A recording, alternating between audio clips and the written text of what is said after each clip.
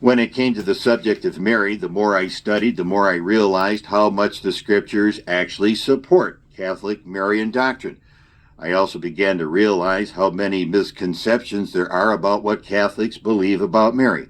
I came to see more clearly, for example, that Catholics don't worship Mary as we do the Holy Trinity, but we honor her, recognizing the great things God has accomplished in her life.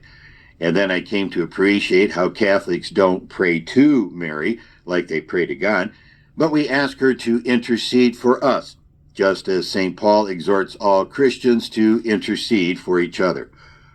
I'm very thankful for Rod's difficult visit to my dorm room that evening long ago in Indiana, because it set me off on a quest to know and understand the Catholic faith of my childhood better, and it sparked a desire in me to pass it on to others.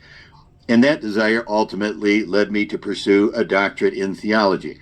As I look back now, I sense that Mary has, at least in some small but significant ways, has been with me throughout this journey.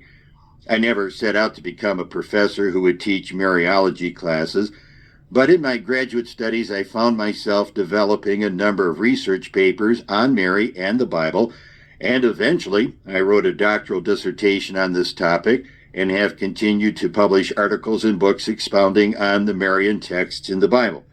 Over time, biblical passages about Mary and their implications for Marian doctrine and devotion became one of the main topics for my study, prayer, and teaching.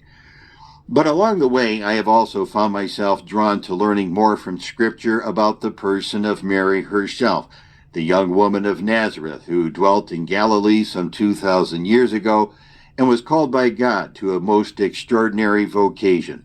What would it have been like to have been Mary? What would the angel's message have meant to her? What might she have been going through during those early years of Jesus' childhood, experiencing the humble, poor conditions surrounding her son's birth, hearing Simeon's prophecy about a sword piercing her soul, and later on losing her child for 3 days, and then finding him in the temple? And what was God asking of Mary at those pivotal moments in Jesus' adult life, at his first miracle at Cana and at his death on the cross? Admittedly, the Bible does not offer a lot of detail about Mary's experience, but the sacred texts do provide some insights that can serve as windows, however small they might be, into Mary's soul and the particular spiritual path upon which the Lord was leading her. In pondering Mary's journey of faith more, I have found new inspiration and encouragement for my own walk with the Lord and a desire to imitate her more in my life. That's why even after many years of writing and teaching on Mary, in a sense, I honestly feel I am only beginning to know her. This book is the fruit of my personal journey of studying Mary through the scriptures, from her initial calling in Nazareth to her painful experience at the cross. It is intended to be a highly readable, accessible work that draws on wisdom from the Catholic tradition, recent popes, and biblical scholars of a variety of perspectives and traditions.